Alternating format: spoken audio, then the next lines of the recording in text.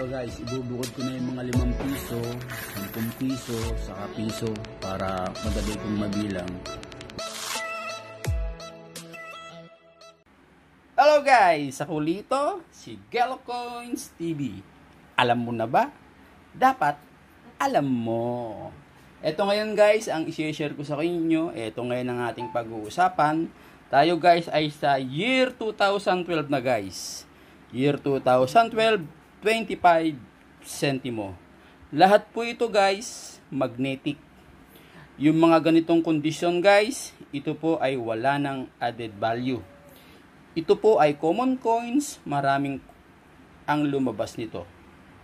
Yung mga ganitong barya, talagang hindi ito pinapansin ng mga kolektor. Kaya wag na po kayong umasa na bibilin sa inyo to ng mga kolektor. Halimbawa, may napanood kayong video na bumibili sila ng 2012 na 25 centimo sa mataas na halaga. Wag po kayong maniniwala, hindi naman po yun totoo. Ang totoo talaga, wala siyang added value dahil yung mga ganyang kondisyon, iyan po ay common coins at hindi na siya pinapansin ng mga kolektor. Ang hinahanap po ng mga kolektor, yung mga ganitong kondisyon guys. Ito guys, 2012, 25 centimo. Kung mapapansin nyo guys, kumikinang-kinang siya, hindi ba? Yan. Pag ganito ang kondisyon ng inyong mga barya guys, may nakikita kayo ng mga barya na kahit anong year guys, basta may nakikita kayong makikintab, itago nyo lang guys. Kasi may added value siya. Kagaya nito guys, 2012, ito po ay may added value. Kapag AU condition, 17 pesos. Kapag UNC condition, 30 pesos. Pero yung mga kolektor, hindi sila bumibili ng isang piraso lang. Siyempre, talo sila sa shipping. Isang piraso, 30 o kaya 17. Tapos ang shipping, 150, 120, depende sa lugar. Talo sila. Hanggat maaari guys, mag-ipon muna kayo. Mga 10 piraso, yan, bibili niya ng mga kolektor. Kung pa isa-isa lang, isa, dalawa, tatlo, minsan hindi binibili ng mga kolektor.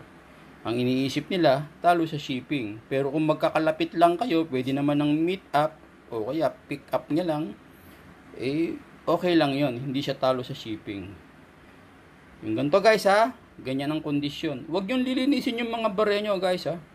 Kasi alam ng kolektor kapag nilinis yung mga barya. Ito, 2012, 25 centimo. Basta ang kondisyon niya, AU condition, 17 pesos. Kapag UNC condition, 30 pesos. Ito guys.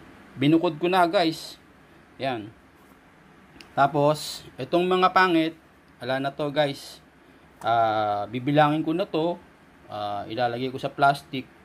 Papapalitan ko sa bangko. Yung mga barya kong iba, pinapalitan ko na sa bangko. Ito isasama ko din to, papapalitan ko na sa bangko. Pwede naman tong gastusin guys. Kaya alam, mayroong mga tindahan ayaw tanggapin talaga. Pero ang totoo, umiiral pa sa atin yan. Sinusukli pa nga yan sa atin sa mga supermarket, sa mga grocery. Sinusukli pa sa atin yan. Kaya yan, umiiral pa. Kaya lang yung mga tindahan sa atin, sa mga tabi-tabi, ayaw nilang tanggapin yan. Kaya naiipon yung mga barya natin.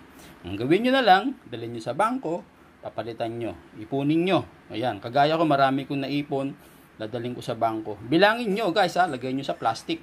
Tapos, halimbawa, isang supot ng plastic, yung ice tube, yung plastic ng ice, maglagay kayo doon, 100 pesos, 100 pesos ng 100 pesos, para pagdating sa bangko, nakabilang na siya. Kasi kung sa bangko pa kayo magbibilang, matagal na bilangan yun guys. Ito ha, wala na tong added value. Yung ganito guys, ito ang may added value, 17 pesos hanggang 30 pesos. Ngayon guys, kukuha tayo ng isang makintab. Kunin natin to. Ito. Itong isang makintab. Ayan, to guys. Medyo maganda-ganda siya guys. Kunin natin yan. Okay. Kunin natin to. Ilalagay ngayon natin dito guys. Ayan na guys. 2012 na tayo guys. Malapit na natin mabuo guys ha. Yan ha.